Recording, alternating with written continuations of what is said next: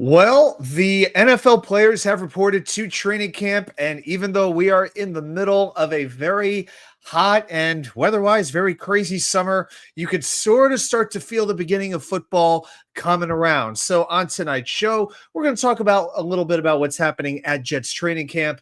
We're going to talk about just the embarrassment that is ESPN with their football staff.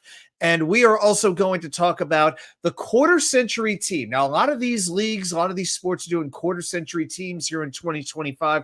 Well, I've created one, actually not one, but two all century teams for the New York Jets. So all of that is coming up, and you know what the deal is tonight, guys. It's Wednesday night. It's 6 p.m., and we are live.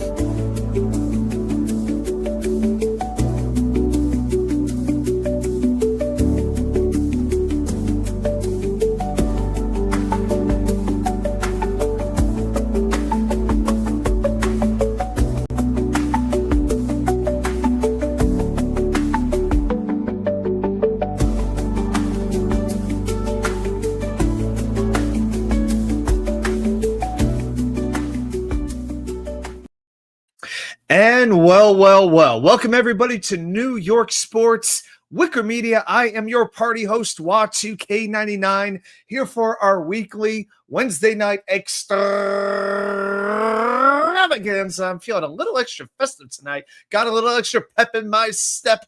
I'm feeling good. I'm feeling ready. I'm excited for a new season of NFL football, which is how I usually feel in July because nothing too catastrophic has happened as of yet.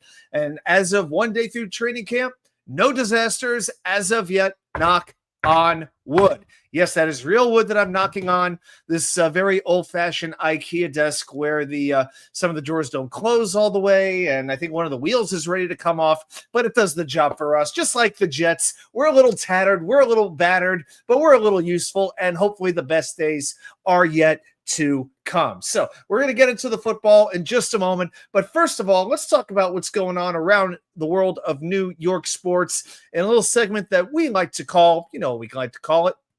There we go. 3 and out. There we go. So a couple of things I want to mention. First of all, great win by the New York Mets today, holding off a very stingy Los Angeles Angels of Anaheim. Can they stop calling themselves the Los Angeles Angels, please? They play in freaking Anaheim. I know it's not that much different than the Jets and Giants playing in New Jersey, but you know, come on. At one time, they were the Anaheim Angels. They were the Los Angeles Angels of Anaheim. Now it's like they're trying to deny Anaheim, like they're ashamed of Anaheim. Come on, you know, just admit you're the Anaheim Angels. Just embrace Anaheim. Be you and stop trying to fool everybody. Okay. But anyway, the Mets sweep the series, holding the Angels off today at Camp Day. It was a matinee. And now the Mets have won 4 straight. Lost 2 of 3 to Cincinnati coming out of the All-Star break. Took the last game in the series. And I think the most encouraging thing today was both Francisco Lindor and Pete Alonso broke out of slumps. Lindor busts an 0 for 30 with an RBI hit. Had another hit later on. Pete Alonso hit about a 440-foot missile into the second deck in left field. Just an amazing shot. But hey, then again, Anaheim was throwing a bullpen game. So, you know, the Mets with this lineup, as much as they've underachieved, they should take advantage of it. And they did. Now, you add Brooks Raley back into the bullpen. You add Jose Butto, even though he was shaky today. You know, he's knocking off quite a bit of rust. You add him back in, and all of a sudden, now you got something of a bullpen here that could get you a little bit excited as we get a couple of random bugs trying to fly around and distract us. But they come near me, I am ready to take them out. Anyway, so I'm not saying I'm completely confident yet. I still want that 8th inning man. I still want that center fielder on this team. Right now, I think the Mets are a very legitimate playoff contender, but I can't call them a World Series contender, especially in such a hotly contested National League. But now, with 8 days before the trade deadline, and there really hasn't been any movement anywhere. You know, with any team outside of the Phillies signing David Robertson, there have been no, notable trades yet, and we still have 8 days to go. But now the Mets have an off day, and they go to San Francisco and San Diego. Big West Coast trip against 2 fellow wild card contenders. As far as the Yankees go, well, they got a big one tonight against Toronto in Canada. They split the first 2 games of that series The Blue Jays are, of course, in first place by 3 games. One thing I find pretty interesting is the run differential. Toronto has a plus 28 run differential for the whole season. The Yankees, even though they're 3 games back, their run differential is plus 110. It's 82 run difference between those two teams, yet Toronto's up by 3 games. Even Boston and Tampa Bay, the third and fourth place teams, have better run differentials than the Blue Jays do. So the Blue Jays just finding ways to win, and you wonder how long can they really keep this up. But Ben Rice, big ninth inning home run last night that gave them the win. Yankees defense still a huge issue, and if you don't play good defense in the playoffs, you don't win. Anthony Volpe with a league-high 13 errors at shortstop. But tonight, very, very good pitching matchup. Max Fried against Chris Bassett.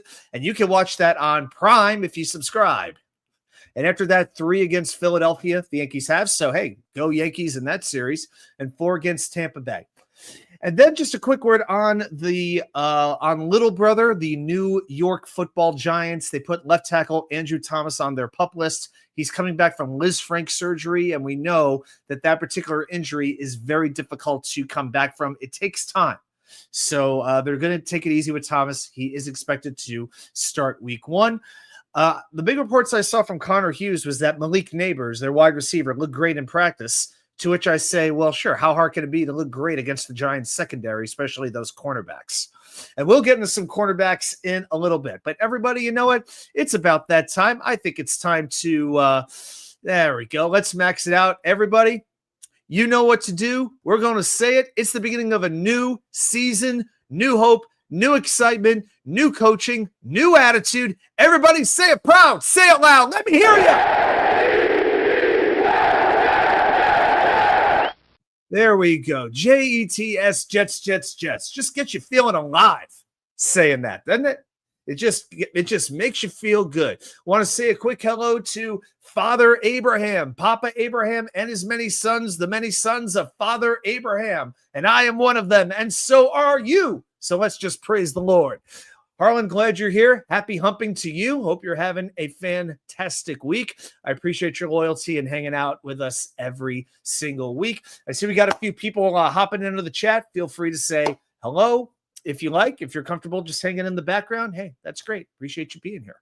It's all good. We're still here, even if I don't know who you are. I have an idea who a few people might be, but that's all good. All right, so let's see if we can add the news. Let's talk about a little bit of Jets news right here. So one of their online series they put on their website, Origins, starts tomorrow. They're going to do background stories on Will McDonald, who is looking amazing from what I hear in training camp, Olufa Shanu, then Michael Carter. That one premieres on my birthday. That's pretty good. Michael Carter II, and then Joe Tippmann. So we'll get to know some of the young stars that the Jets have, and it'll be interesting to hear, where they came from. What was it that motivated them to become NFL players? Was it natural talent? Did somebody inspire them? Was it family? Was it a coach? Was it a friend? What was it? Yes, definitely hit that thumbs up. Absolutely support us. That's right. This little grassroots movement down here from the studio apartment in Raleigh, North Carolina. That's right. So, yeah, we survive or even thrive on your support. And for that, thank you. All right. So Origins is coming up.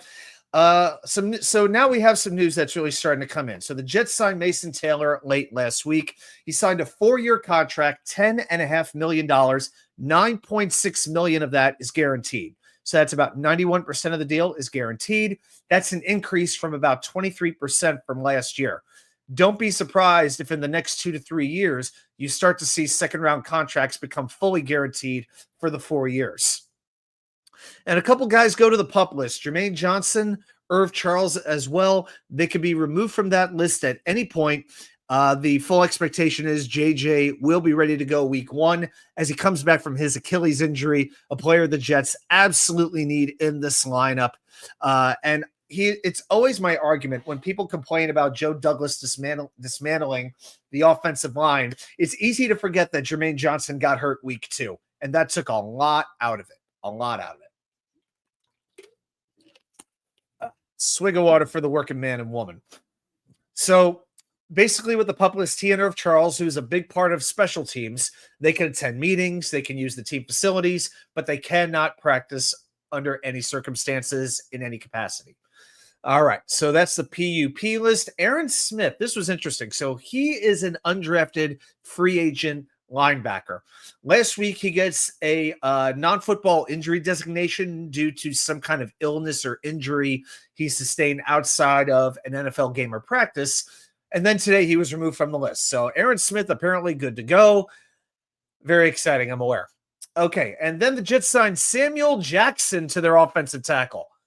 Yeah, the offensive tackle, Samuel Jackson from Central Florida. No, not that Samuel Jackson. This Samuel Jackson. So he is, get to know Samuel Jackson a little bit. 6'5", 325 pounds. Played 6 seasons at Central Florida. Started 45 games. 2-year team captain. Was named a first-team All-American Athletic Conference selection. He signed with the Jaguars as an undrafted free agent in 2023. Never played a game for the Jaguars. Most recently was playing with the Houston Roughnecks of the UFL. So the Jets cut Obina Eze. Well, you know what? Nobody even knows who he is anyway. But nonetheless, for Obina Eze, we wish you well, but he gone. He gone. Okay, there we go. I wasn't going to do that. It felt a little bit cold when we didn't get to know him at all. But I figured, what the heck? We got to do a he gone. So there's your he gone. All right, so now I want to spend a second and mention a free agent that some Jet fans are pretty interested in, and I want to talk about Noah Fant. Now, it's no secret the Jets have a hole at tight end, or as they would say, there's opportunities at tight end. There's open competition at tight end. It's all about how you slant it, right? So the Seattle Seahawks decided to cut him. Now, let's talk about who he is, what he has to offer. Played in Denver, played in Seattle. Now, the fact that he was in Denver, Darren Muji knows him a little bit. That's important to note. This past year, caught 48 passes, 500 yards, 1 touchdown. Over the last 3 years with Seattle, he had 1,400 yards. So that's under 500 a season and 5 touchdowns. So those numbers are not going to jump out at you. But when you have weapons on your team like DK Metcalf, Tyler Lockett, JSN as of late, Kenneth Walker and Zach Charbonnet at running back. It's hard to get a ton of reps, especially as a tight end, unless you're Travis Kelce or, maybe a Trey McBride, somebody like that.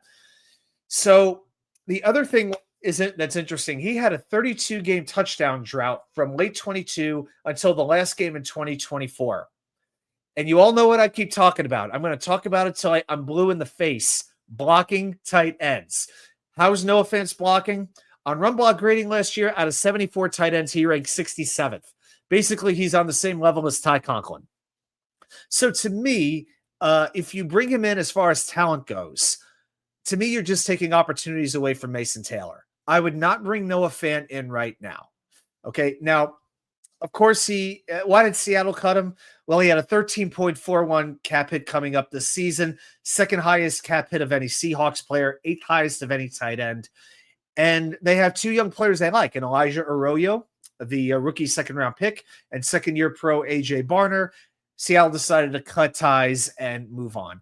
I just don't know if he is a fit for the Jets with what they need. I would want a 2-way tight end, somebody who could complement Mason Taylor, and I don't really know if Noah Fant can do that because I want to give Mason Taylor every opportunity to succeed as this team's starting tight end. If you bring in Noah Fant, doesn't that say something about your confidence level in Mason Taylor, that it's not exactly very high? So, yeah. So to me, it just doesn't make sense. So that's my thoughts on that. So today was day 1 of training camp and no pads today. And some of the notes that I've seen from the beat writers, about a couple players they talked about. Braylon Allen is a perfect fit for this type of offense. I think certain people are sleeping on Braylon Allen just a little bit. That he didn't finish all that well, that Isaiah Davis was being a little bit flashier. You got to remember, Braylon Allen is still like 19 years old. And again, when you are basically running into a wall all the time, it's pretty hard to create your own yards. So I'm excited with this new offense because let's be honest, nobody in the running game really succeeded last year. Malachi Corley is on the field, so that's encouraging. I did see he had a drop in practice today. Some people are saying the throw from Justin Fields was a little bit off. Obviously, we didn't see it, so I don't want to judge either way, but I am glad he's on the field. Will McDonald getting rave reviews that he looks stronger. It had been well reported. He has put on about maybe 15, 20 pounds of muscle. I think this could be the year where the average NFL fan knows who Will McDonald is. They know what position he plays. They know what team he plays for. Right now, you got to be a Jets fan, or you got to be a really, really into it NFL fan to know who Will is. So I think this could be a breakout year for him. I really do. The linebackers looking amazing. Quincy and Jamian are flying around, looking absolutely fantastic. Arian Smith's route running getting some praise. Nick Faria said, running a good in route against the zone. I think a lot of concern people had, well, there was a number of reasons they were concerned about Arian Smith, mostly the drops, but a lot of these fast receivers, the question is, can they do more than just go deep? The NFL is littered with flameouts who could run fast but couldn't do much else. But apparently Arian Smith has a pretty good feel on how to use his feet and how to run a route. And if that's the case, his adjustment to being a legitimate wide receiver in this offense, it could be a lot faster than we all thought. A lot faster. And boy, how exciting would that be? The Justin Fields reviews were very mixed. There were times he looked very good, but I saw reports he needs to be a little bit quicker with his reads. And that's just something. Can you really teach a quarterback to read a defense better? Is that, I mean, I know they have these GoPros strapped on them so the coaches can see what the quarterback was seeing. So maybe that's the idea of the GoPro, that they could sort of see where Fields' eyes are going and then they could teach him. But I'll tell you what, when you're on that field and instincts take over, you know what? It's difficult. It's almost like a golf swing. You can take all the lessons you want. You can buy all the equipment you want. You can watch all the videos you want, read the articles. But when you step out on the tee box, it's very easy to fall back on what feels comfortable. And that's my concern for Justin Fields is he could say he's got it down, just got to work harder, all the typical cliche speak, right? But week one, when he's facing that Steeler defense, TJ Watt and Alex Highsmith are coming after him. Will he be able to read that defense and find the open receiver? Will he know when to throw the ball away? Will he be able to find an open receiver? Will he tuck and run? Will he go down? What will he do? These are questions we're going to learn over time. And Aaron Glenn, by the way, I just got to say this. I gotta complain for a moment. Okay. Actually, you know what? I'm just going to remove this for a second. I just got to talk to y'all for a moment. Why is it that the New York Jets still can't figure out how to use a microphone for their press conferences? You know, you can almost never hear the question to begin with. That's number one. Okay. They don't even have closed captioning, but you can barely hear the question from the beat reporter. And today, Aaron Glenn's microphone is all muddled. I went a minute and a half into a 10-minute press conference. I had to turn the darn thing off. I just had to go with, snippets from what the beat reporters were tweeting out. But come on, Jets media team. You do so well with things like, Flight and One Jets Drive and Origins and all of this stuff. Can we get the microphones to work properly? Is that really asking too damn much? Come on. It's just, I know it's not the most important thing in the world, but come on. It seems like it'd be such a simple thing to fix. All right, let's get into some of the main content tonight. So the first thing I want to do, I want to get the complaining out of the way. Let's get to the negativity right now. I want to talk about these ESPN roster rankings, which came out on Monday. The worldwide leader in sports, which apparently is now taking over NFL Network in the near future. Oh, my God. Boy, get to see Pat McAfee talk football 9 hours a day. I'll pass on that one. Thank you very much. So they ranked every team. Now, they didn't really go into the detail of how they were ranking the roster. They were talking about age, performance, all the obvious things, but it's not as if they gave a system where it's this many points for this, or we're putting extra weight on this, We didn't really get that. So what we really got were the 32 teams ranked, the team's biggest strength, biggest weakness, biggest X factor, and the non-starter to know. That's all they did. Okay. And this one wasn't even behind a paywall like some of the ESPN articles have been. Okay. I mean, there's two reasons I subscribe to ESPN: for the paywall articles and for the hockey games. Those are the two reasons I get ESPN Plus. But I haven't seen too many paywall articles in a while, so I'm starting to rethink what I'm going to be doing here. All right, so if we look at these roster rankings, the bottom line with the Jets is we dropped last year from number 2 to number 29. Okay, now I'm just going to go through the Jets ranking. We're going to go through all of these things. Now let's think this over. We dropped 27 spots. Now let's think about the roster. Okay, who did we lose? And keep in mind, this does not include the head coach. That's important to keep in mind. So what players did we lose? Let's run down the list. Aaron Rodgers, who last year was mediocre in my mind, if we're being honest. He was not what most of us were envisioning or hoping when he was traded here. You know, he averaged 229 yards per game, had 28 touchdowns to 11 interceptions, fine by Jet standards, but sacked 40 times. He never, ever let us down the field to a game-winning drive. So I'm sorry. Aaron Rodgers, even though he was better than what we've seen with Jets quarterbacks, he still was not playing at the level that we needed to lift this team up. And of course, we could get into the personality conflicts with Garrett Wilson, the running game issues, all of that, all the mercenaries that they brought in just to appease him, you know, most of whom were absolute failures. And we're going to get into some of those mercenaries. Who else did the Jets lose? Tyron Smith, who was absolutely terrible and is now retired.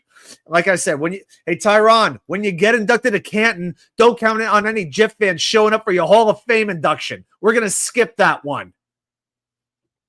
Mike Williams, who is absolutely useless and is now retired. The highlight of his Jets career was when he signed his contract while eating a breakfast sandwich.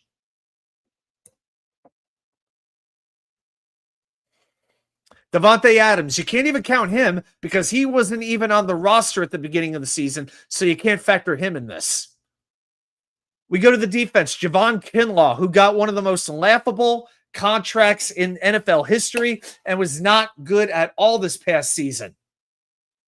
17 games. He played every game. That's the only nice thing I could say. Only 4.5 sacks, 27 solo tackles, a complete liability in the run game with 7 missed tackles. Solomon Thomas, the only thing he did really well.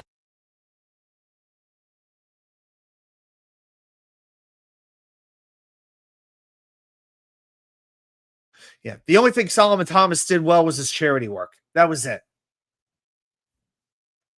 Hassan Reddick couldn't get one solo sack and was as selfish as any person we've seen in New York sports in years, despite what the genius interim head coach wanted us to believe. CJ Mosley, who was supposed to start, the leader of the defense, the quarterback of the defense. But you know what? He went out week 2, just like Jermaine Johnson. And by the way, Jamian Sherwood stepped in, played very well, probably better than Mosley could have at this age. We wish him all the best in his future endeavors. DJ Reed, who was okay, a very good free agent signing, one of the best ones Joe Douglas had. But to me, DJ Reed was disappointing this season with penalties, and his coverage was not as good as it had been in prior years. We go to special teams. Greg Zuerlein gave us 2 good years, then became an absolute nightmare to where he was cut midway through the season. That missed field goal against Denver. You had to know right there when he missed that field goal. I know it only dropped the Jets to 2-2, but right at that moment, you had to. If you've been a Jet fan for any length of time, you had to have an ominous feeling in the pit of your stomach. I know I did. Thomas Morstead at punter, great guy, but if you look at last year's stats, a completely average punter. So what did the Jets really lose? Who was the great player they lost that takes this team from 2 down to 29? Because I don't see it. So we look at biggest strength. Cornerback is what they rank. Makes sense. Now I'm going to read you the blurbs that they wrote. I'm going to quote all of them for you. So here's what ESPN says about cornerback. This group isn't as good as in years past. Well, see right there, even the biggest strength, they got to take a shot at the Jets. You see that little dig? They're digging and dig. That's what they do. The first sense, this group isn't as good as years past, but it's still likely the Jets' best unit. Oh, thank you for the consolation prize. Yete, hey guys, or maybe just Adam and Harlan. Well, hey, it's just us in the chat right now, but we got a bunch of people hanging out in the background. Yeah, we got a good group of folks here. I appreciate you hanging out with us tonight, my man. And remember, guys, we get 15 likes. We will spin the wheel at the end of the night. We still need a few more likes. If you want to spin the wheel, hey, share the channel. Let them know to hop on. Hit that thumbs up button. We'll spin the wheel a little bit later on. All right, so going back to what they said about cornerbacks, Sauce Gardner battled injuries last season, but the 24-year-old remains one of the league's best corners, having been a first-team All-Pro in 2022 and 2023. Brandon Stevens, who paced the Ravens in defensive snaps played over the past 2 seasons, was brought in to replace DJ Reed and should be a solid running mate for Gardner. They're being complimentary of Brandon Stevens. I thought that's interesting. Michael Carter II, one of the league's best slot corners, is eyeing a rebound campaign after an injury-plagued 2024. Okay, so that's basically what they said. For overall position, I would agree. Okay, I would agree with their assessment. And I'm going to start with the negative that the group isn't as good as in years past. They're saying that due to the loss of DJ Reed and Brandon Eccles. Don't forget Brandon Eccles signed with Pittsburgh. But they were quite kind to Brandon Stevens. And I think they're about the only ones. I feel like Brandon Stevens is going to be our new punching bag this year. But they don't acknowledge A.Z. Thomas, the Jets' third-round pick, in this blurb at all, which I find very, very strange. But then when you have players like Quantez Stiggers, Isaiah Oliver, and again, a healthy Michael Carter II, that goes a long way. So I think that MC2 will be back to where he was last season. He was dealing with back issues. There were a lot of times he played maybe 10 to 20% of the defensive snaps. That took a lot out of the defense. We know Sauce wasn't quite right. There were a lot of things wrong with that defense. Badly coached. Yeah, there were injuries to an extent to the best players also. With JJ, with Sauce, with MC2.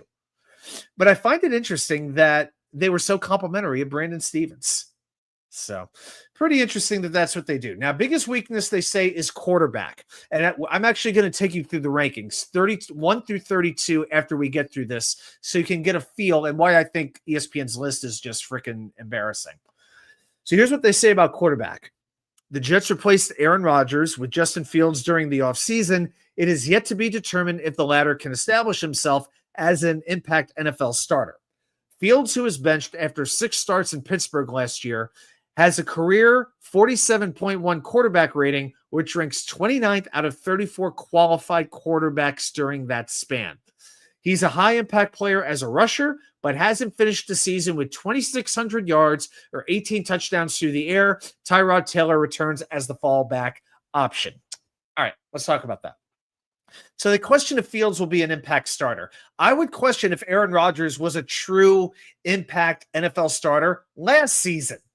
Again, I know he had 28 touchdowns, but there were just too many times when he was changing up the plays, when bad decision, when he would ignore Garrett Wilson and throw to a double-covered Devontae Adams. Things like that. Plus, obviously Justin Fields is less accurate than Aaron Rodgers. We know that. Okay? Justin Fields will probably never be as accurate as Aaron Rodgers if he was playing a video game. But you add in the mobility factor as well. Plus, I don't think Fields will be focused on one wide receiver all the time the way Rodgers was. And also, ESPN is ignoring that Justin Fields last year was a winning quarterback despite not having a very dynamic offense around him. I mean, what did he have last year? George Pickens, Calvin Austin, Pat Freiermuth, who hasn't really made it big. A couple of okay running backs in Harris and Warren. They're okay, but not exactly game breakers. And an okay offensive line. I mean, this is going to be one of the best units that Justin Fields has had around him. Yeah. Harlan says, quarterback biggest weakness? Future Hall of Fame quarterback was a Jet quarterback. Jets will try again with a non-future Hall of Fame quarterback. Yeah, that's right. But you know what? You could have it on your resume, but that doesn't mean you could still perform the way that you used to 10 or 15 years ago. So, and I've said this again, Fields has improved a lot of his stats year upon year upon year.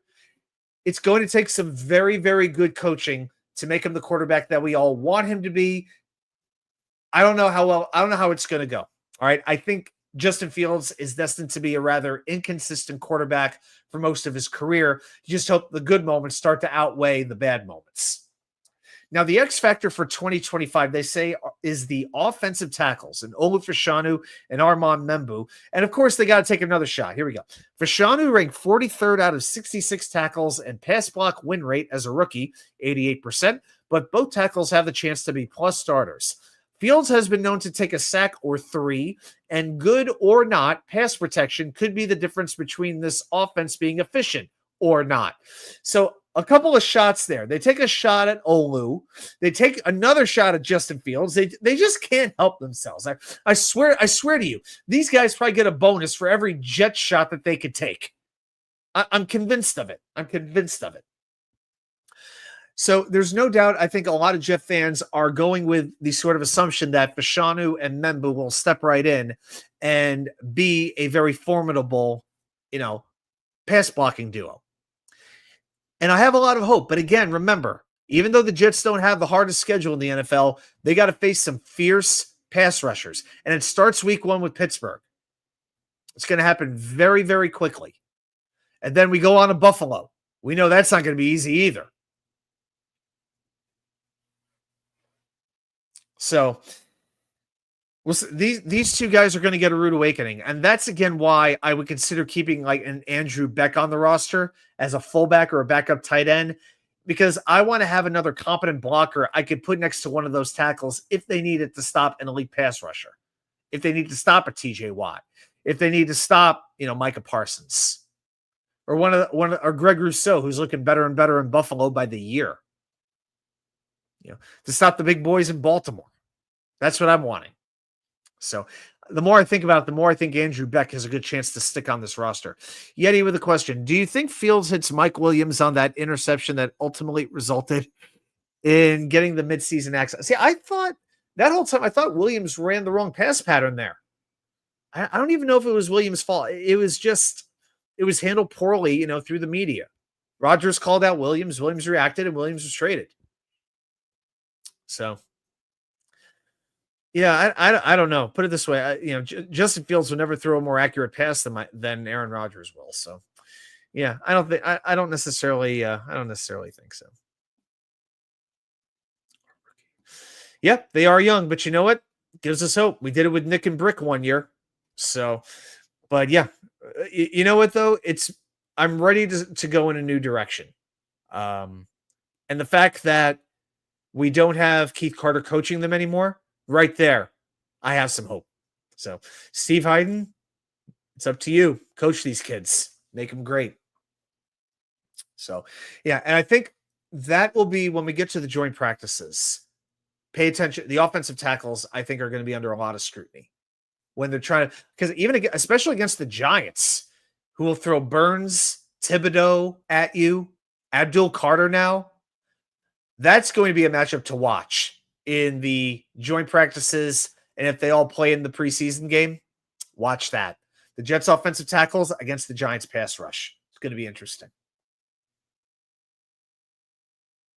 Oh, and by the way, I do want to say this. Olu was playing right tackle, I believe, a little bit last year, where he wasn't used to being playing. So, and with the sack percentage, again, Justin Fields, where they say he's known to take a sack or 3. That's what they said. Again, the sack percentage decreased by 6% over the last 3 years. 2022, Fields was sacked 14.75% of the time. Last year in Pittsburgh, 9%. And then the non-starter to know, Harlan, is the offensive line coach any better than the last one? Could he be any worse? Now, I couldn't pick Hayden out of a lineup, okay? But put it this way, I haven't heard any former players ripping this coach on their podcast the way Keith Carter got ripped. So right there, that gives me a sense of optimism. Non-starter to know is Josh Myers. So here's what they say about Josh Myers. He was a starter for the past 3 seasons in Green Bay, but Myers signed a 1-year deal in New York to be a backup. It seems like a strange decision, but Myers gives the Jets fantastic depth if there are any injuries at any of the 3 interior line positions. So they called Josh Myers a strange decision, maybe because he couldn't start. Maybe it was for such a small amount of money. Look, I don't expect him to be on the field barring catastrophic circumstances. Myers does make some sense for this particular spot as a non-starter. I would have considered Braylon Allen, though, just because I think he's going to get more opportunities. Again, I am not going to believe that Josh Myers is starting at center until I see him starting at center. All right, so let's look at the 32 teams and where they're ranked. And then I want to give you some observations on what I'm seeing here. All right, so here are your teams, 1 through 32. The only 3 teams ranked lower than the Jets are Carolina, Cleveland, and New Orleans. And at the top, look at just the top 5. Baltimore, Philly, Detroit, Buffalo, Kansas City. Even the top 10, you expand it to Denver, Washington, the Rams, Cincinnati, and San Francisco. The top 10 all have, I would say, very good to elite quarterbacks. You get to number 11, it starts to change a little bit with Minnesota, with J.J. McCarthy. But they really made this, in my mind, a lot about the quarterback position. Like, to me, New Orleans does not have the worst talent in the league. They've got a very good front 7. They got some good weapons on that offense, but they have, without a doubt, the worst quarterback situation going into the league this year, in my mind. Okay, Tennessee's not far off at this point with Will Levis out for the season, but at least they have the number 1 overall pick starting. 31. We look at Cleveland. We look at Carolina. You know, I have no faith in Bryce Young. Cleveland's just throwing as much stuff as they can at the wall and seeing what sticks. You know, Tennessee at 28, the Giants at 27, Atlanta at 27. I got to tell you, my God. But I don't know about you guys. I am so thankful the Jets play the NFC South this year. How bad is that division, especially compared to the other NFC divisions? It's just a reminder again, Todd Bowles is about the luckiest man in football. He has a very good general manager who got very capable talent. The other 3 teams, what can we say? Carolina, terrible. New Orleans, terrible. Atlanta, I think, is a little bit underrated here. Because I have a good feeling about Michael Penix, but there are questions on that defense. But I think Atlanta is going to put some points up this year. So, and yeah, I think the Jets should definitely be higher than 29. But again, it just shows you again how heavy they're looking at quarterback. That's what it's really about here. Like, I'm not saying it's a straight 1 through 32 quarterback ranking. You know, otherwise you'd see Minnesota, I think, down about 5 spots or so. 5-6 spots. But really, is Jacksonville worthy of being 22? I mean, I would drop them 6-7 spots in my mind. I mean, they're not exactly scaring me too much. Good as Brian Thomas is a wide receiver, they don't scare me. You know, the Raiders, again, this is roster. You can't factor in Pete Carroll now. The Raiders worthy of being 23. Miami at 24. They're making their names off reputation. How are they stopping any passing game with that cornerback room? You know? Tua is always a risk injury. Tyreek Hill did very, very little last season. He has taken a major step back in my mind. So to me, there are a lot of questions about this ranking. And even Washington, if you look past Jaden Daniels, I mean, they're good, but are they worthy of being number 7 ahead of Cincinnati, San Francisco, even Tampa Bay, Houston? So, yeah, I definitely had some major bones to pick with this list. I'm putting the Jets at 29, 2-29. Again, did everybody else just get that much better? I don't think so. And it's not as if the Jets lost, you know, the Aaron Rodgers from 2010 or anything like that. That's not what happened. So to me, yeah, ESPN, very sad. Not good, guys. Arizona ranked a little bit high at 17. You know what? You can make the argument. I do think Marvin Harrison and Trey McBride are ready to have some breakouts this year. But, yeah, defense does have some questions. But last year, the only team ranked higher than the Jets was San Francisco. That was it. And so you can't tell me with what the Jets did that their roster is worthy of going down 27 spots. You just can't.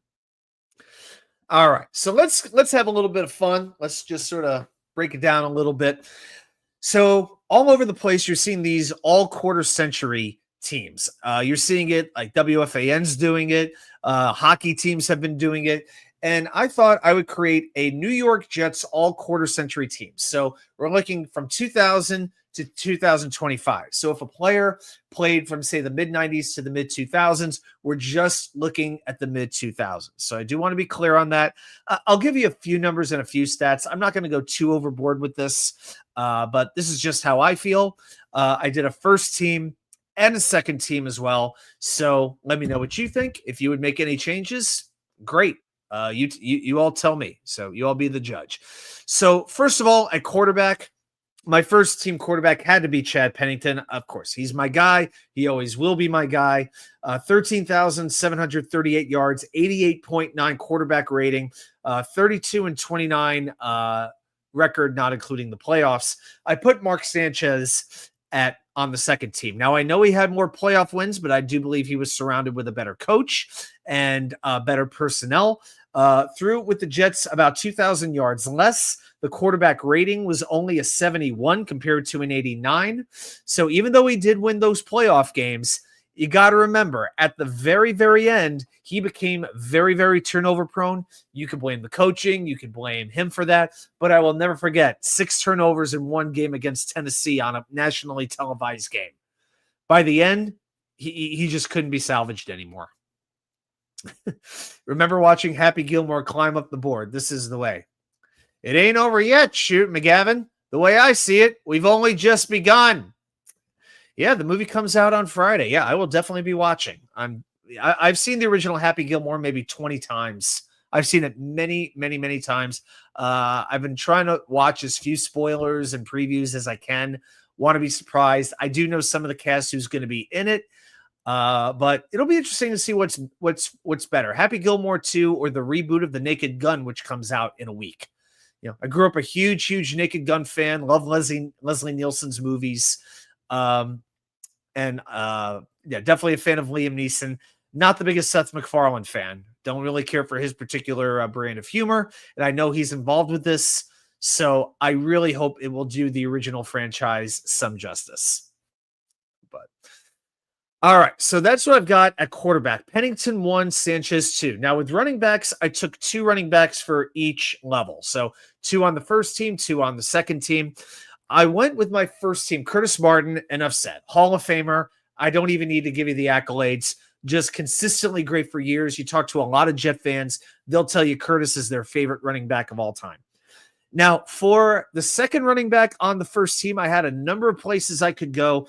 I went with Sean Green, and I know he wasn't a Jet all that long, 3-4 years, but he had big playoff moments for his Jet career and just regular season. 3,423 yards, 18 touchdowns, and just got better and better as the colder it got. That's what I always liked about him.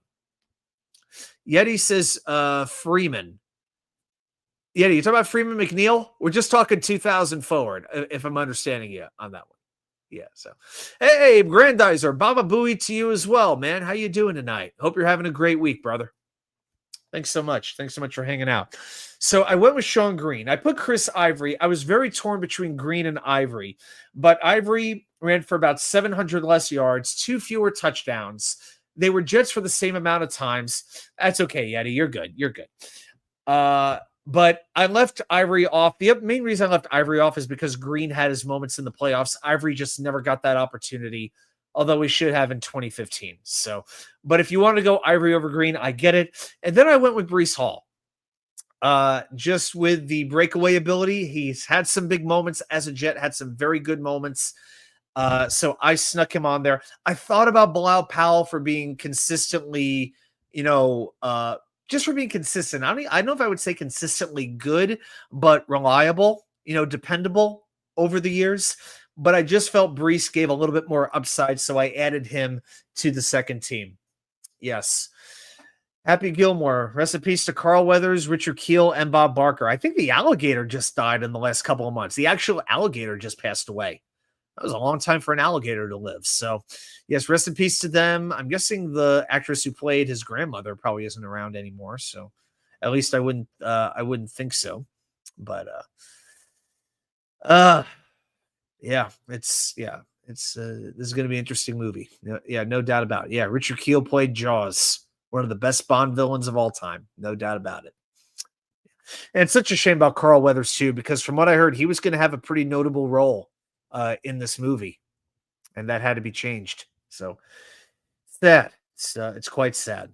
All right, let's go to fullback. That's right. I'm including fullback, and I went Richie Anderson, given the slight edge over Tony Richardson.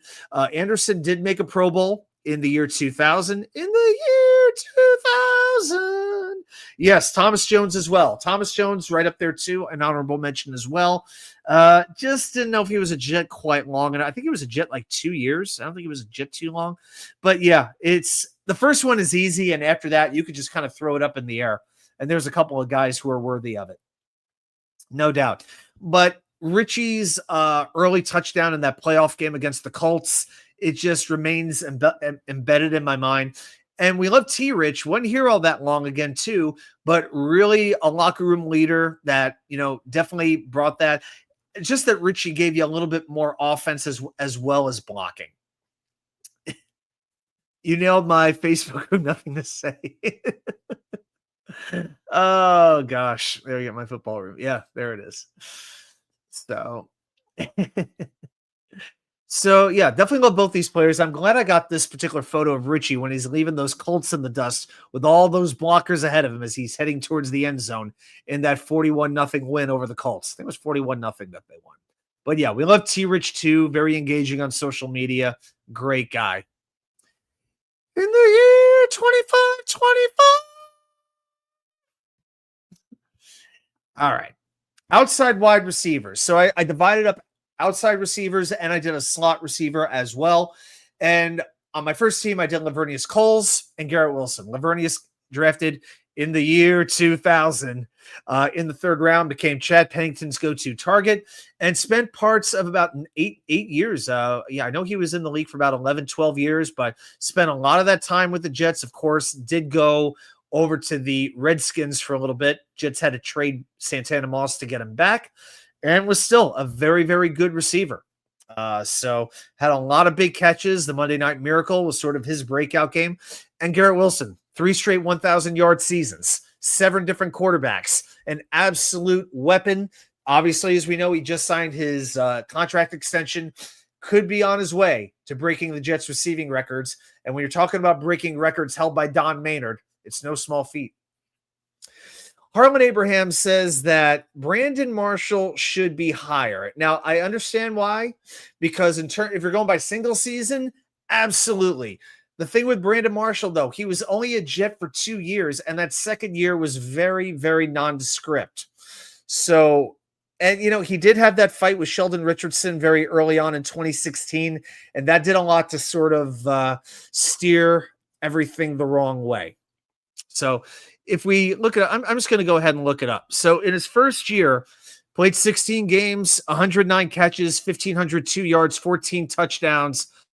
Absolutely ridiculous. Second team All-Pro, Pro Bowler. But then in his second year, 59 catches, 788 yards, 3 touchdowns.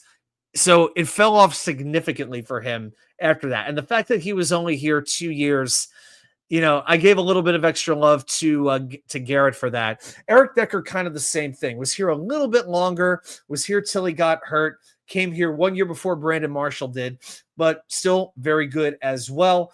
I thought about Braylon Edwards. I wanted to put Braylon on, but he was only here 2 years. Santonio Holmes started very well, and then it fell apart once he signed the contract. Thought about Santana Moss, but couldn't quite put him in the top 4. However, you may see Santana Moss a little bit later on this team, so stay tuned for that.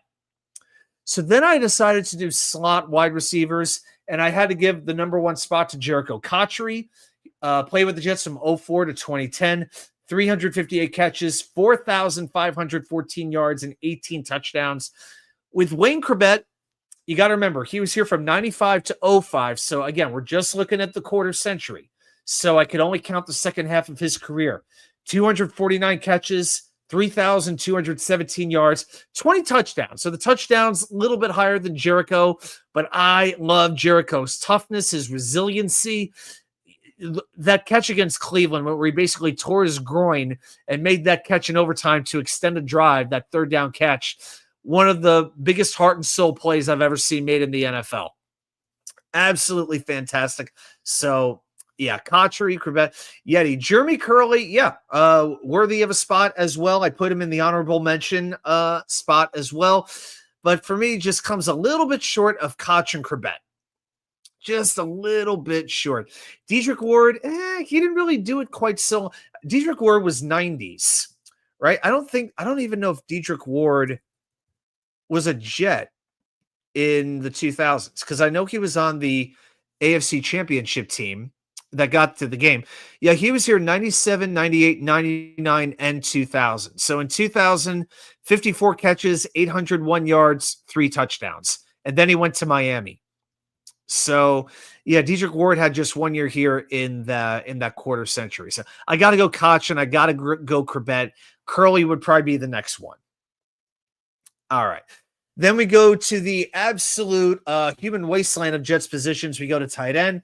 Dustin Keller was a pretty easy first choice. 4 years, had some very good playoff appearance, playoff numbers, had some big touchdowns. Not to me the smartest player I've ever seen. He didn't always know where the first down marker was, but you know what? For a first round pick, he was a good player. He was a good player and probably the best of a very bad tight end group. I mean, if you're not putting on Anthony Becht as your second tight end, who's it going to be? Jeff Cumberland, who you know I can't stand. Ty Conklin. You know, where are we going here? Ryan Griffin. So even though Becht may not have lived up to the billing of being a first round pick, you know, he was still drafted in 2000, played on a number of playoff teams, was a pretty good blocker. And, you know, he's now the radio analyst for the Jets. So, you know what? I'm giving him the second team nod over everybody else. It's, you know, not that it's, I felt very good doing it, but it's what made sense. All right, tight end. Now we go to the offensive line. And yes, we're breaking it down one position at a time. Left tackle, it's obvious. It's DeBrickashaw Ferguson. You all know the deal. Drafted number 4 overall from the University of Virginia. Played 10 years, missed 1 snap, and that was only because it was a trick play. Maybe he was never Walter Jones. Maybe he wasn't Joe Thomas. He may never be a Hall of Famer, but consistently very good for a long time. And he's just one of those things. When he goes away and then you got to try to replace him, you didn't know what you had till it was gone. They paid paradise and put up a parking lot. Hey, Yeti, Terrence Mathis deserves a shout out. He was kind of a tight end before the crossover. Terrence Mathis was a Jet in the early 90s, bro. 2000 later, okay? And for my second one, I went with Jason Fabini. Very good left tackle in the early years, drafted very low, I think a 6th round pick, and became sort of a good tackle for the Jets for 5 or 6 years. On to left guard. Now, this was a very hard position for me to decide on, but I went with Alan Faneca. I know, wasn't here very long, but brought the leadership that a very young offensive line needed with Brick, Mangold, and more. Faneca was what really brought it all together and took it up to another level, and now he's a Hall of Famer. My second team, I went James Carpenter, who was here for about 5 years, and I think kind of quietly good. I think he was sort of an underappreciated free agent signing that the Jets had. Could play either guard position, and so I went with James Carpenter. I thought about Matt Slauson. I thought about Kerry Jenkins, but Carpenter was here just a little bit longer from 15 to 18, so I went with him. Wasn't the easiest pick, but I went with Carpenter. Center, hey, you could go either way, Nick Mangold, Kevin Mawai, but I took my guy Mangold. Even though Mawai is the Hall of Famer, part of his Jets career was before 2000, and he wasn't a lifelong Jet the way Mangold was. And I hope one day we see number 74 enshrined in Canton, Ohio. I really, really do. So both absolutely elite players, but I give the slight edge to Mangold. Right guard, you know, I had to go with my boy Brandon Moore. I think one of the more underappreciated Jets in history. Basically do what Brick did. 10 years, barely missed a snap, barely missed a game. So good.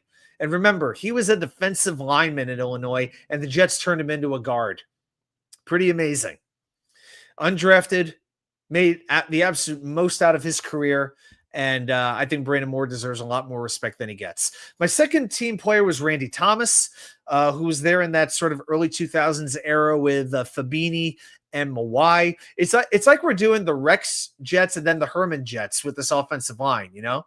We got like the Rex era Jets first team, and then we got the second team with the Herman guys, because Randy Thomas is another example of this. He was also one of the Jetskins who left us along with Lavernius Coles, Chad Morton, and John Hall to go to Washington.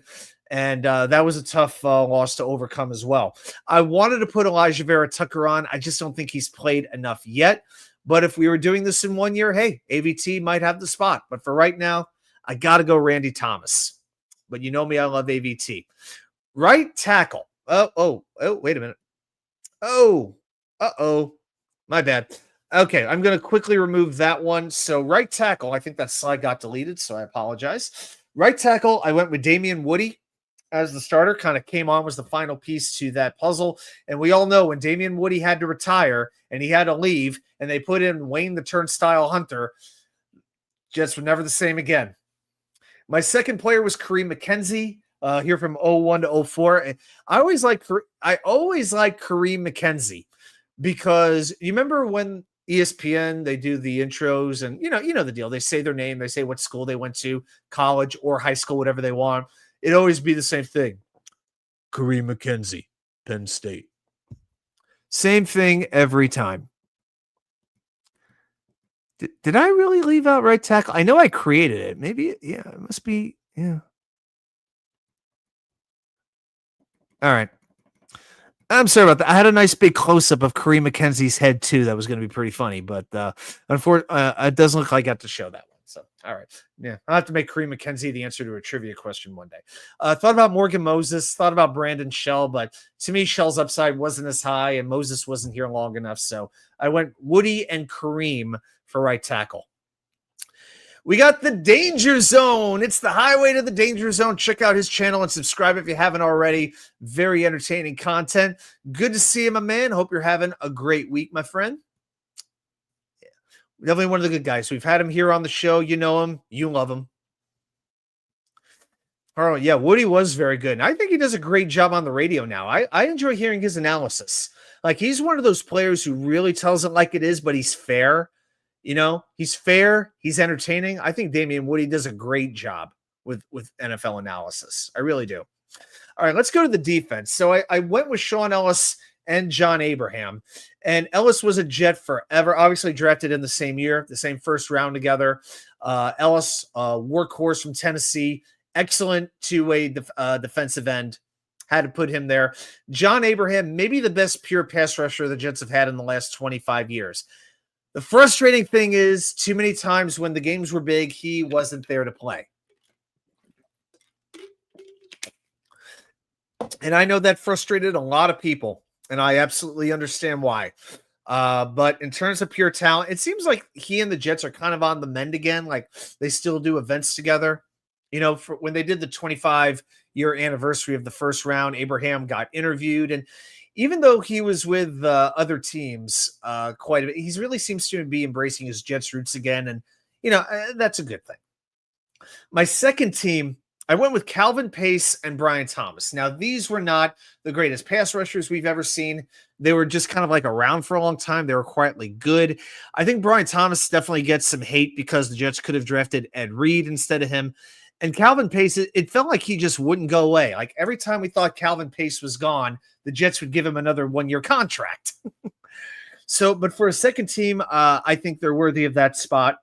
And I do want to mention this as we're doing the front seven. It's a little bit subjective where you put an edge rusher versus an offensive tackle versus a linebacker. But the way that I did it was with each team, I've got 2 edge rushers, 2 defensive tackles, and then 3 linebackers. So that's how I'm going to do this. And there's certain players that you could plug in at different spots. So need a little bit of flexibility on this. All right. So either going, so you want to put Pace or Thomas in as 4-3 ends or 3-4 outside linebackers, you could do that. Yeti likes Calvin Pace. Covered the field, was always right there on the tackle, and a very good edge setter. Calvin Pace was the first player that whoever taught me about setting the edge as a defensive end. Before that, I didn't know what that was, didn't know what it meant. But Calvin Pace was always very good at that. So he actually made me a little bit smarter, I would say. Yeah, but he helped teach me the game. Defensive tackle, I started with Quinnen Williams and Sheldon Richardson. Now, I don't think you can leave off Quinnen. an excellent draft pick, been very productive for a while, very well respected, very fierce, constantly double teamed. Sheldon Richardson was a tricky one. But I did put him in. Yeah, I'm not saying I want to take any car rides with him, but you know what? He was very productive. He could rush the quarterback. He could stop the run. Part of the Sons of Anarchy. I mean, Richardson was fun to watch, and it wasn't very long, but there was a period of time where he was regarded as one of the better defensive tackles in football. Second team, I went with Sione Puha. Puha. You know, he was never a flashy player. Anything. He looks like he should be in the bloodline. If you look at that photo, he should be going like this, you know, acknowledge me. I acknowledge you, my tribal chief Sione. But, you know, he would sort of clog up the middle, which allowed other players to make big plays. So Puha was one of those lunch pail guys who was never going to get the love, but was always very important to your team. And I snuck Muhammad Wilkerson in there at defensive tackle. Yes, you could put him at defensive end. And I know once he signed the contract, his career went to absolute hell. And his life has never really recovered since. Like, he's had some very, very serious, he's had a few issues over the years. But for a time, for about 2 years, he was one of the best defensive linemen in football. Just an incredible pass rusher for a period of time. I just felt that his peak was so good that I had to put him on. And remember, that last game, 2015 against Buffalo, he had a broken leg. The Jets played that game without Mo. And even though the Buffalo defense didn't exactly light him up, think how much better it could have been if Mo was on the field. Couple of honorable mentions here that you could throw in. Snacks Harrison, I thought about him. Steve McClendon, another very under-the-radar guy. Mike DeVito also would have been worthy of it. I feel like with defensive tackle, the Jets have had a lot of very good but not flashy players. You know, guys who you really, really remember. You think, like, oh, yeah, I remember him. Yeah, I remember him a little bit. That's kind of what it is at defensive tackle for the Jets. You know, outside of Quinnen, they've never necessarily had the elite top of the line all-pro player, but they've had some very good, useful players. And I think they deserve to be recognized. All right. So then we go on to the linebacker position. Now I've got 3 linebackers on the first team, 3 on the second team. And on the first team, I've got David Harris, Jonathan Vilma, and Mo Lewis. I don't know if I really don't think any of these guys deserve a whole lot of context. I mean, you basically went from Vilma to Harris, and Vilma was a fantastic sideline to sideline linebacker. And one of the things that I'll never get over Eric Mangini doing is he had to switch to the 3-4 defense, and he couldn't figure out how to use Jonathan Vilma, and the Jets got so little back from him, and he goes on to help the Saints win a Super Bowl. But David Harris steps in, and hey, excellent draft pick, big interception against New England in that playoff game. Mo Lewis, one of the best defensive players the Jets ever had. Second team, I went Marvin Jones, I went C.J. Mosley, and I went Quincy Williams. I thought about Bart Scott, but to me, and I thought about Victor Hobson a little bit, but to me, Bart Scott, let's take a step back with Bart Scott. If it wasn't for Can't Wait, would we really think of Bart Scott ever as a Jet? You know, he helped enforce Rex's system. He helped establish the culture, the karma, whatever word you want to use. All right, the environment. But what was Bart Scott's greatest play as a Jet? Can you think of one? It's not what he did on the field. It's what he did off the field. That's my thing with Bart Scott, and that's why I left him off. Quincy, to me, is a top 10 linebacker in the NFL right now. Most people, I think, would agree. C.J. Mosley provided excellent leadership, fought through a lot of injuries. Marvin Jones was a very, very productive player as well, alongside Mo Lewis. So, to me, this is a very, very good list of linebackers right here. And so I had to leave Bart Scott just off. So that's what I'm doing with linebackers. Now we go to the secondary. The secondary was fun. I got it. Yeti's a big Mo Lewis fan. This is like the Bugs Bunny. First team, Mo Lewis. Next to him, Mo Lewis. Also besides them, Mo Lewis. Now subbing in, Mo Lewis. All right. Cornerback, I mean, it doesn't get easier with the first team. Darrelle Revis and Sauce Gardner. Revis, Hall of Fame, even though I will never completely get over him going to the land of Satan and winning a Super Bowl. And Sauce, 2-time first-team All-Pro in 3 years. He's going to be around a long, long, long time. Just absolutely elite at coverage. Both these players are easy first team. Second team, I actually went with their opposites. I went with Revis's teammate and I went with Sauce's teammate. I went with Antonio Cromartie and DJ Reed. Cromartie really, you remember that first playoff year with Rex, the second cornerback was Lito Shepherd, who was kind of getting towards the end a little bit. And it was no given that Antonio Cromartie would be a great fit. A lot of Jet fans remember that run Sean Green had when Cromartie, either missed the tackle or didn't even attempt to tackle, depending on who you talk to. But Cromartie stepped in, very good in coverage. One big play for every kid he had, even a very good returner. He was also a weapon on special teams in big moments. I shouldn't have active players on this list. That would make it a lot harder, bro. All right. I respect your opinion. Okay. That's fine. Wouldn't make the team as good, but all right. That's fair. And DJ Reed, of course, now a former Jet, maybe Joe Douglas's best free agent signing. You can make the case. Honorable mention, I thought about Aaron Glenn and Marcus Coleman, but both were gone after 2001. So their peaks were really the mid to late 90s as Jets. So to me, after that, what are we talking about? Tremaine Johnson, Buster Screen, Darren Walls, guys like that, right? So to me, this is where I had to go. Yeti just named his new kitten Mo Lewis. Oh, that's awesome. Hopefully Mo Lewis will live on 15 more years. You know what? I hope it's 57 years. That's what I hope. That's what I want for Mo the kitten Lewis. But good for you, Yeti. Hope Mo gives you some good companionship and makes you feel better inside. I think that's cool. All right. So now let's go to the slots. Harlan, you're not going to like this one either. Michael Carter II. I still think one of the best slot corners in the NFL. Just dealt with injuries last year. We kind of went through that. Second team, I went Ray Mickens, who was kind of there during that Glenn and Coleman timeframe, late 90s, early 2000s, but was very quietly good for a long time. Represented the number 24 in the secondary very well. My honorable mention was Brian Poole, who was, I thought, a good Jet for 2 or 3 years and then just kind of disappeared into nowhere. I thought for a while Brian Poole was one of the better players on the Jets.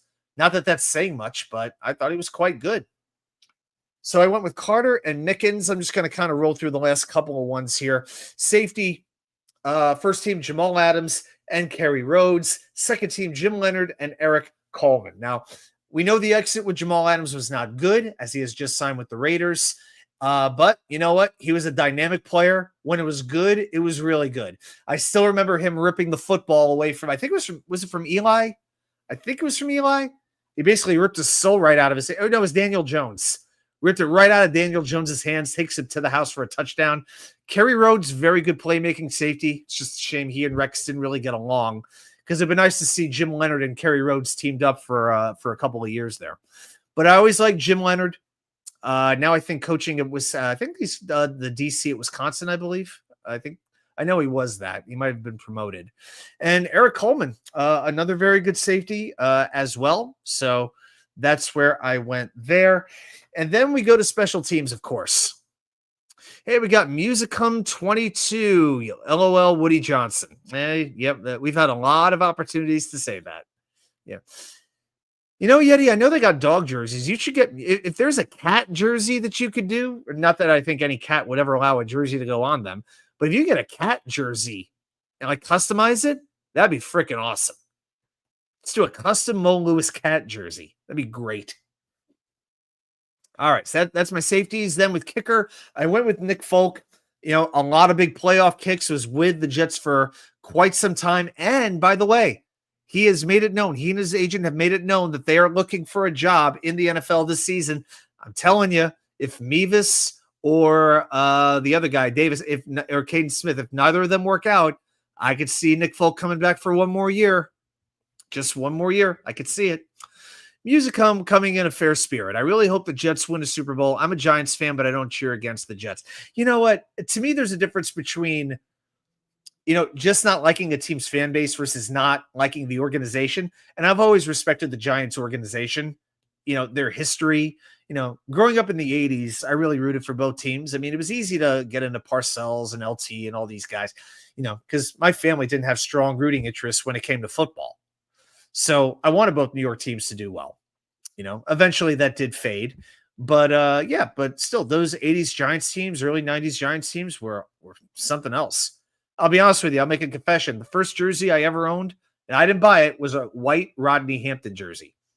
That was my first jersey. It was actually a Giant jersey. But so sorry about that, everybody. But it's true. It's true. But believe me, there are no Giant jerseys in my closet anymore. I can assure you. But it's just when the Jets and Giants are both good, we go head to head. That's about the only time there's really issues there. Grandizer, did I do long snapper? You know what? I thought about it for 2 seconds, but I mean, how do you evaluate one from another? The number of years they played. So Thomas Hennessy and James Dirk, they're both tied. Yeah. Oh, I don't even like cats. This little bugger got me though. Yeah. I'm very allergic to cats, so I can't be around them. Love the 80s, best year of my life. It was 1 year for you. Okay.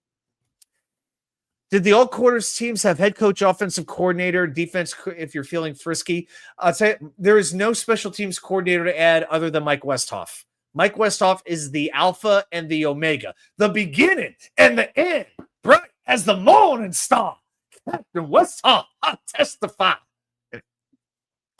And to be honest with you, a lot of the coordinators have been so bad. I don't even want to recognize them. I did put head coach on. I did do head coach. All right. But coordinators, I almost didn't want to do that. But you know what? Just give me Rex. We'll get to the head coaches, but give me Mike Westhoff. And I think we got everything from there. But if you had to ask me the best offensive coordinator the Jets have had in the last 25 years, the best defensive coordinator, I'll get to them in a minute, guys. I'll get to them. All right. Nick Folk, Jason Myers. Now, I put Jason Myers on there. He was here only 1 year, but made 33 of 36 field goals and went to the Pro Bowl. Mike McCagnon, unfortunately, did not see fit to keep Jason Myers around and let him go to free agency. And it's been a revolving door ever since. Man, Jason Myers from Marist University, just really disappointing that didn't work out because he was really, really good. And he's still in Seattle now, or at least he just was last year. I went punter. I went Lachlan Edwards first team here from 2016 to 2019. And I went Steve Weatherford because he was pretty versatile. So Musicum, he's also a Giant, so I think you might like that. So I went Steve Weatherford. And I think when our kicker got hurt, he came in and place kicked, I think, in that playoff game against the Bengals, I believe. Just hit me. Yeah, I know Steve Weatherford. He had to do a number of different things. So I do dig Weatherford. Let's go to returners. Leon Washington, 4 kick return touchdowns in his career. Justin Miller had 3. I thought about Brad Smith as well. I wanted to sneak Brad Smith on.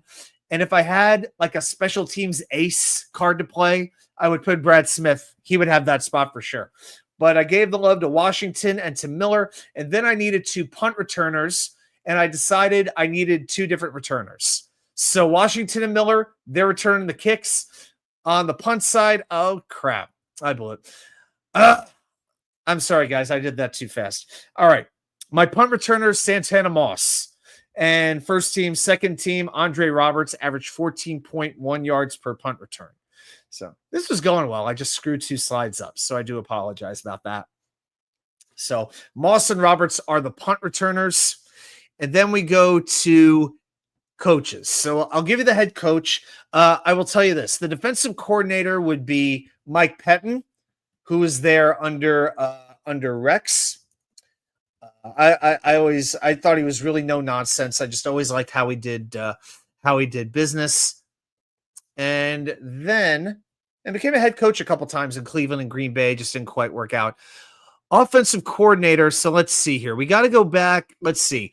Dan Henning in 2000. Paul Hackett from 01 to 04. The first first coordinator I ever hated was Paul Hackett. I couldn't stand him. And the son turned out to be even worse than the father. Mike Heimerdinger in 05. Oh, boy. Brian Schottenheimer from 2006 to 2011. I know he was there 6 years. I know they had success, but he had some bad years. He just, good luck to him in Dallas. Tony Sperano in 2012, Marty Morningweg in 2013 and 14, Chan Gailey in 2015 and 16, John Morton in 2017, Jeremy Bates in 2018, Dowell Loggins in 2019 and 20, Mike LaFleur in 21 and 22, Nathaniel Hackett in 2023, Dear Jesus, what are we talking about here? These offensive coordinators all suck. Oh my God, guys, what do we do? Can you imagine if we did I'm going to get this out of here for a minute. Could you imagine if we had to do a wheel of Jets offensive coordinators? Everyone would be a freaking buzzer. Oh my God, that list. It makes our quarterback list look like our center list. It's so bad. We have had some shitty offensive coordinators. I can't even be kind. Grandizer, did the Jets have a long-time special teams player that was not the kicker, punter, long snapper, but seen as the team captain during those years? Maybe a linebacker, special safety, or cornerback. To me, Brad Smith was sort of that versatile guy. I would say Justin Hardy in recent years. He would fit right in there. And I think that's why they signed Chris Boyd for the same kind of purpose. Larry Izzo is that kind of player under Westhoff, but they only had him for a couple of years. I wonder if we did special teams captains. Maybe I can look that up.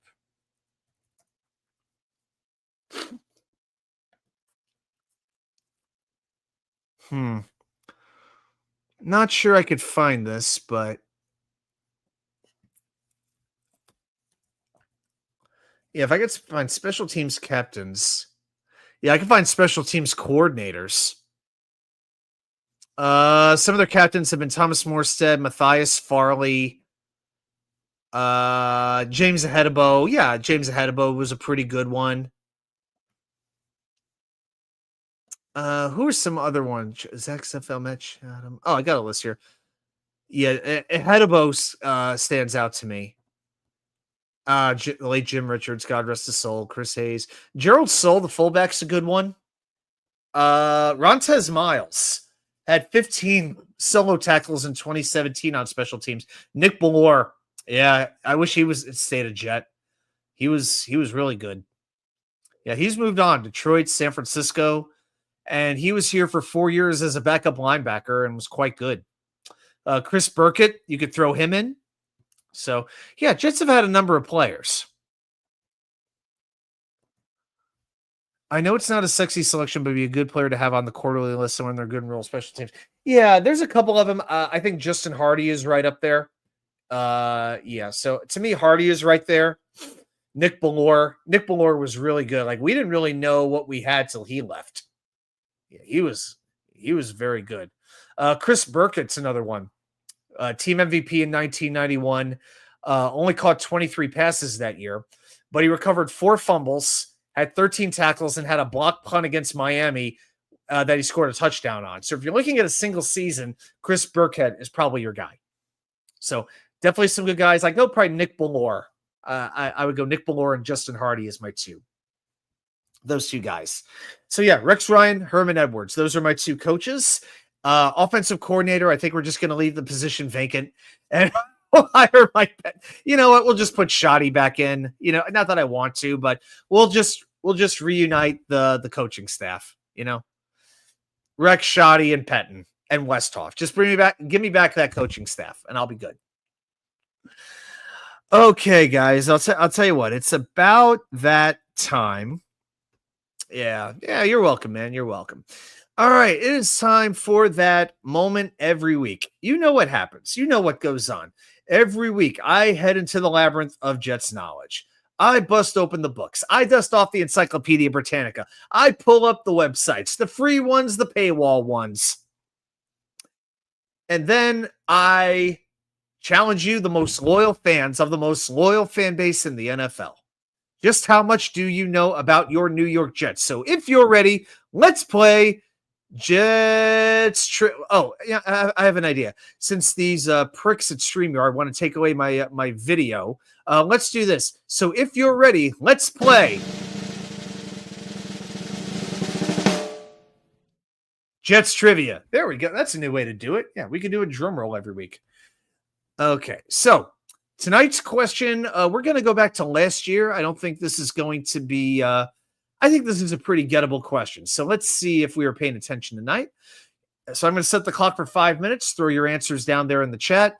Name the 2 Jets defenders with multiple interceptions in 2024. Pretty simple, pretty straightforward. Guys, throw your answers down there in the chat. I will let you know if you are correct or if we need to keep on going. The wheel in the sky keeps on turning.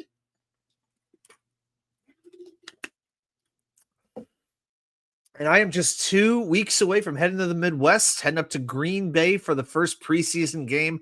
Can't freaking wait for it, guys.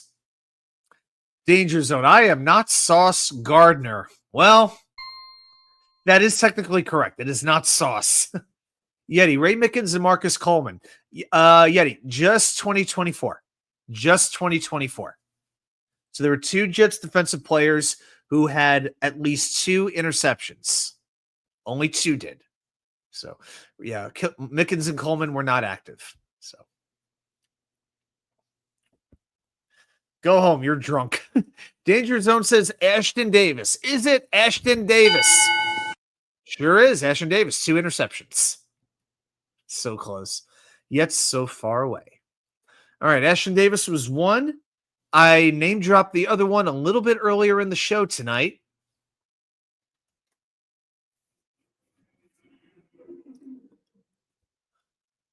Yeti says Davis and Adams.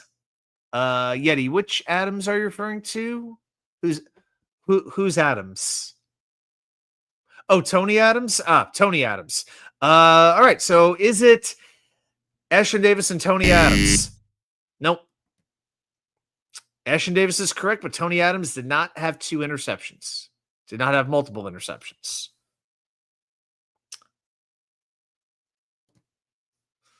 All right. 2 minutes down, 3 minutes to go, chat. Yeah, I'm going to get a just for what's coming up. I'll be doing a baseball video, just a couple of bullpen arms that the Mets and the Yankees, for that matter, can acquire. So be on the lookout for that. I'll have that up probably by tomorrow night. Danger Zone. I have a final guess, but I'll wait. And Sharon McClain comes out of left field as she always does with Brandon Eccles. Is it Brandon Eccles? You know it's Brandon Eccles. There they are. Eccles and Davis, both ex-Jets, I would like to point out. That's right. The Jets will see Eccles week 1. Ashton Davis is how bad, guys? Let's talk for a minute. How bad is that Miami secondary? Ashton Davis is going to be a starter. And like their starting cornerback is going to be like Storm Duck. And you remember Kendall Sheffield from last year? He's either going to be the number 2 or 3 cornerback. That Miami defense couldn't stop a nosebleed. They're going to have to get a very serious pass rush because I'm telling you, that secondary, that ain't it. And, Tua and Tyreek kind of going at each other a little bit through the media today. I'll tell you what, if Mike McDaniel is a head coach, is the Dolphins head coach 6 months from now, good Lord, I'll eat my microphone. So, yeah, I think McDaniel is not overseeing the locker room the way that he needs to be. I just think they're in bad shape. So, yeah, so Davis is over in Miami. Musicum. So how about those Mets? Yeah, we talked about during the 3 and out, my man. Very happy that they got the win today. I would have liked to have seen Sean Manaea pitch a 6th inning, but they had to take him out after the 5th. And I don't know whether to blame David Stearns or Carlos Mendoza for it or the analytics people, but I'm tired of having to watch this bullpen pitch 4 innings every night. Tired of it. Yeah, Eccles went to Pittsburgh. Yeah. Something about ex-Jets going to Pittsburgh, Interesting. Herbig, Eccles, certain quarterback whose name I can't remember. Oh, that's right. You got Minka. That's right. Yeah, you got Minka Fitzpatrick as the other safety. But still, yeah, it's very, very thin. And I'm sorry, you don't want Ashton Davis starting for you at safety. He could come in a couple plays a game, but if you start him, he's going to get exposed. You don't want this, believe me. You don't want it. So, yeah, Eccles, yeah, the revenge game, right? The revenge game. Those sun rays are creeping in on the stadium. I know, yeah. It's the best I could do. I actually tilt it like I'm not facing the desk. Like, put it this way, if I was facing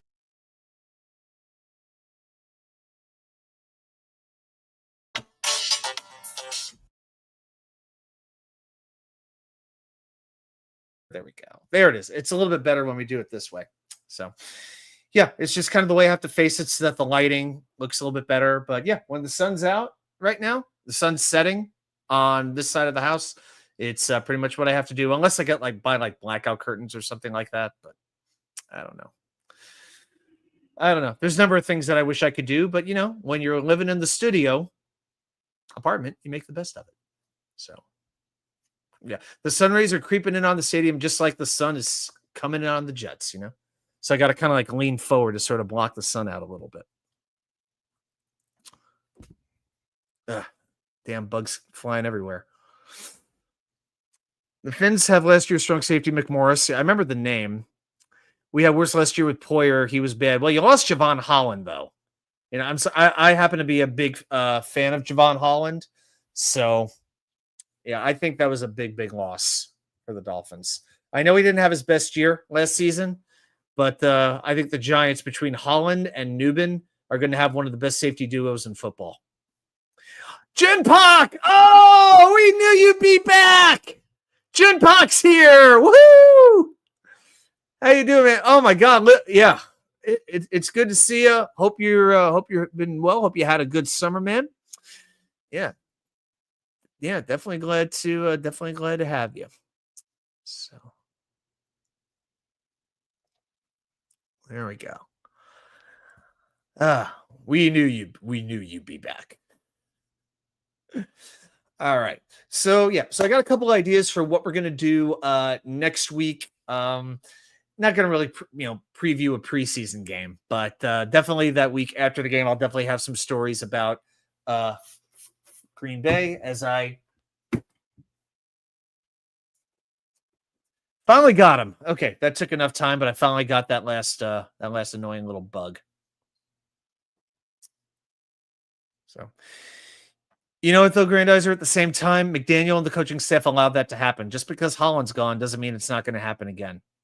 I just think Miami lost a lot. I don't love their team. I'm not saying they're going to be a bad team, but I think the playoffs are a long shot for the aquamarine and orange or whatever color scheme they go by.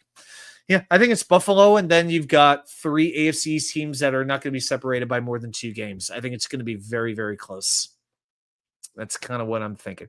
Name that bug Aaron Rodgers. Yeah. Hey, if that bug was worth that much money, then hey, what are you gonna do? Yeah, probably gonna name it Belichick. I saw that North Carolina, all of their football games are sold out, and I wrote back. I said, "Good, I'll be rooting for every team that they play against." I have never been a college football fan. I've never had a team, but this year my team is everybody who plays the Tar Heels. That's just the way it's gonna be. That's the way it's going to be. That's right. Hit that thumbs up. Thank you very much for the support, Danger. I appreciate you looking out. Very, very much appreciated. So, yeah, on we go. More practice, more training camp coming up over the next few days, the next few weeks. And we are basically, 2.5 weeks away from the first preseason game, which I know it's not the biggest thing in the world because very few people we know will be playing. But it feels like the real start when you actually get to see a game and you hear Ian Eagle and probably Greg Buttle doing the game. It's going to be fun. It's going to be really, really good. So, but today seemed like a very good first day of training camp for the Jets, as we talked about earlier. Hopefully they'll have their microphone issues resolved for tomorrow, and keep hoping, wishing, and praying that we get good health. That the boys stay healthy, because we know how much it means. When talent is mostly the same, health can make the difference a lot of times. So if I got this cat ear, okay, bro, you can't. Here's one thing I've learned: you can't buy jerseys of current players unless they've already won a championship for you. I've learned the hard way. I'm never going to do it again. You talk about naming pets. At least you could throw the jersey out. You know what I mean? You could sell the jersey. A pet's name, that's the next level up, would be a tattoo. I mean, oh my God. That would be rough. That would be rough.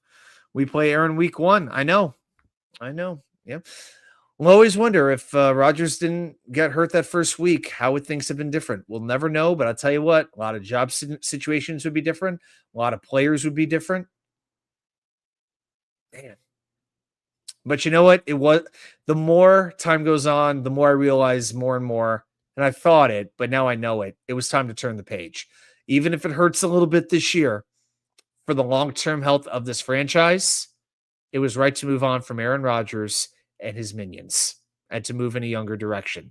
That's what they've done. And I have confidence that Aaron Glenn is capable of building it up the right way. Grandizer, did you say which Jets look good today so far in camp? Yeah, we did that a little bit before the main content. Yeah. Again, it's only one day, but just I'll give you a quick. Will McDonald looks very, very good. Front seven's looking great. Will McDonald looks excellent. Quincy Williams, Jamian Sherwood flying around, looking fantastic. Garrett Wilson had amazing catches. Justin Fields, a little bit rocky, a little bit up, a little down, had some great throws, but then he has times where he's not reading the defense the way that he needs to. So I would say that's a little bit of a concern. Yeti, you got to see my most recent jersey on the wall. Foley is the most recent jersey I know better. Most current jersey. We're going back to 97 on that one? Wow. Yeah, all I've got is Pennington and Mangold and Rogers. That's all I've got. I have two Penningtons, one Mangold and one Rogers. It's like, jerseys don't cost $50 anymore. Like you're going to spend $125 unless you order from China. Right? So any jersey you get, it's an investment now. You got to think about it. It's not an impulse buy no more. The key to ditching Rodgers is we have clean books in 2027 instead of 2028. Yeah, we have a big cap hit next season, which we don't want to ruminate on. We don't want to keep thinking about it, but it is coming up. And so again, free agency again this offseason, don't count on the Jets doing a lot, or if they do, they're going to have to backload those contracts because they're dealing with dead money. So that's why it's very important to establish the foundation right away. Grandizer predicted the Jets and Bills to beat the AFC East if Rodgers had stayed healthy. What could have been? Yeah. We all thought it. A lot of people thought it.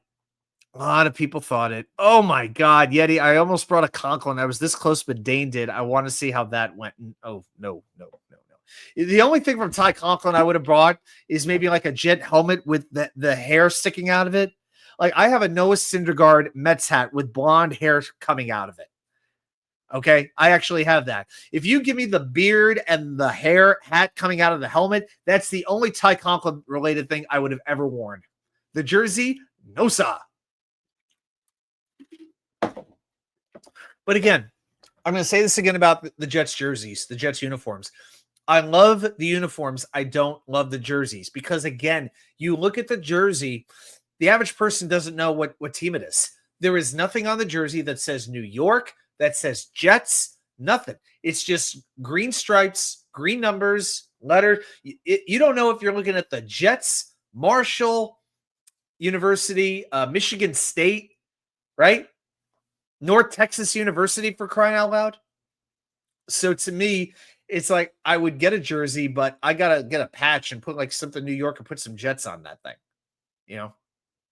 So I'm just, with it now when you factor it in with the helmet, the pant, all of that looks great, but there's a difference between the uniform versus the jersey. That's my issue. Maybe if we can win a bunch of games this year, maybe guys will play for a little bit less. I'm a dreamer. Hey, guys go where they can win. It's about the money and it's about the winning. Nothing else. It's certainly not about marketing or endorsements because you get it anywhere in the NFL. All right? Doesn't matter. Doesn't matter really if you're playing in New York or you're playing in Green Bay or you're playing in Jacksonville. Endorsement opportunities are nearly identical. Harlan, the only jerseys I wanted was Archie Manning and Billy Kilmer. Billy Kilmer, Redskins? Is that the one? Archie Manning would have been the Saints. Would Billy Kilmer be the Washington jersey? I know he played for a couple teams. So, FUBU jersey. The only jersey I've got, I went to a DH gate and I got a Brandon Nimmo jersey, a blue Brandon Nimmo Mets jersey, which is a good jersey. The only thing that's missing is like the 9 down here. Like it says Mets. It's got the orange striping. It's got the Nimmo 9 on the back, but it's missing the 9 down here. but I paid like 25 bucks for it, which was a good deal. But the only thing that's missing is that 9. So it's like I could have paid $100 more and I could have had a 9 on it on the front. So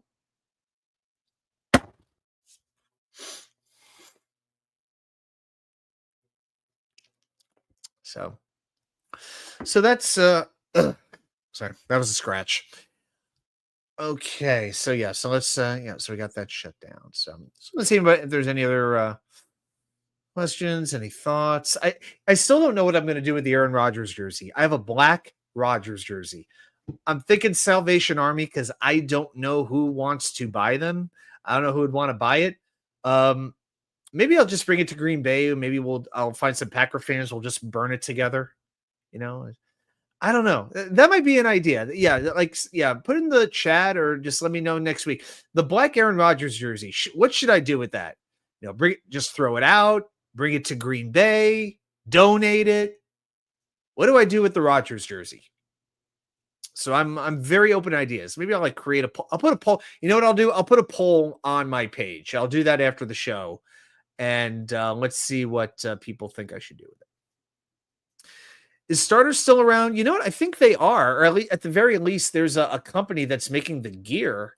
It's around. Yeah, it's around. Yeah, yeah, they got licenses with everybody to an extent, but they've had now. Of course, they had to decline and restructure at some point. But let's see. Yeah, they provided some gear to the Alliance of American Football that didn't quite work out. Yeah. So they're kicking around. They still make some gear.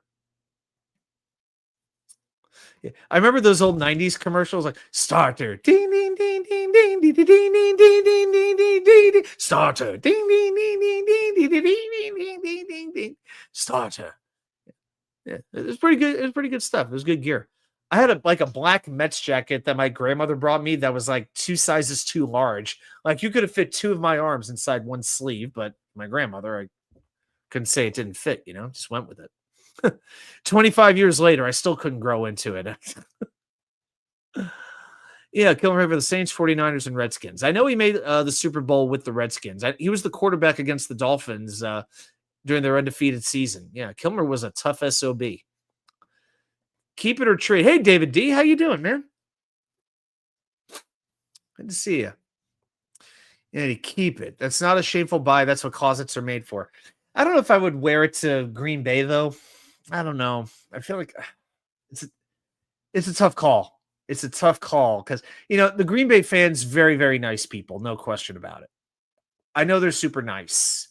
So it's not like I'm going to get insulted. They might tease me a little bit, but maybe I should bring one of my helmets in if I could fit it in my suitcase.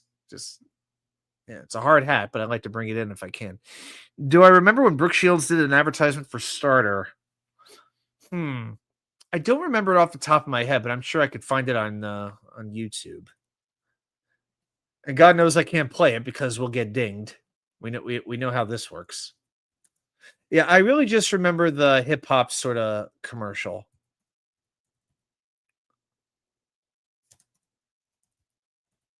Brooke Shields Starter commercial. No, I'm getting the Calvin Klein. Yeah, all I'm getting is Calvin Klein for Brooke. Could always put Brunel on the back. Yeah, I could put Elijah Moore on the back. That's a good question. Who's the best number 8 the Jets ever had? Let's see. I'm going to look that up real quick. Jets uniform numbers, PFR. And actually, I'm going to pull this up. I'm going to share the screen, but I know where I could go to find it.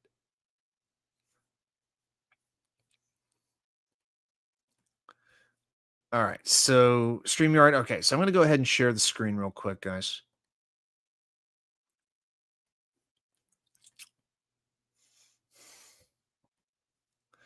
Okay, so yeah, I'm going to go ahead and max that out. I'm going to get rid of I'll put myself on the bottom there. There we go. All right, number 8. Not many players at all. So Greg Gant from 1974 to 95. No idea who he is. Browning Nagel, yuck. Nick Lowry, he was a good kicker, mostly with the Chiefs, but was with the Jets for a little bit. Mark Brunell, as was mentioned. Randy Bullock, Luke Falk, who basically made Browning Nagel look like Joe Namath, Elijah Moore, and Aaron Rodgers. The sad part is you could easily make the argument that Aaron Rodgers is the best number 8 the Jets ever had. You could make the case. Oh, boy. Yuck. Billy Kilmer's still alive, 85 years old. Yeah, like I said, yeah. Hard nose. That single, bar helmet. Can you imagine a quarterback wearing that single bar helmet, face mask now? Can you imagine? Not going to happen in this lifetime ever again. Although as much as they protect the quarterbacks, they may as well. Nobody would know the difference. Let's see. Oh, we have an update on Noah Fant. He's drawn interest from multiple teams. The Bengals will get the first visit and a chance to sign him before another potential visit gets lined up elsewhere. Well, as I said earlier, I'm not particularly interested in bringing him in, not because he isn't a good player. I just don't think he fits what the Jets need. And again, you bring him in, you're taking opportunities away from Mason Taylor, who deserves a chance to be the starter.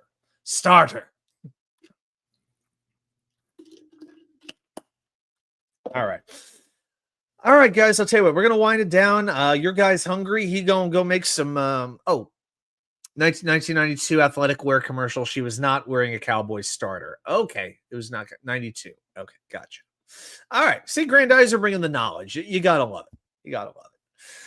Okay, so I think, I don't know, either way I want to watch maybe a true crime documentary or maybe track Yankees, Blue Jays. I don't have Prime, but or I'll watch Red Sox, Phillies. See how that goes. So go Red Sox.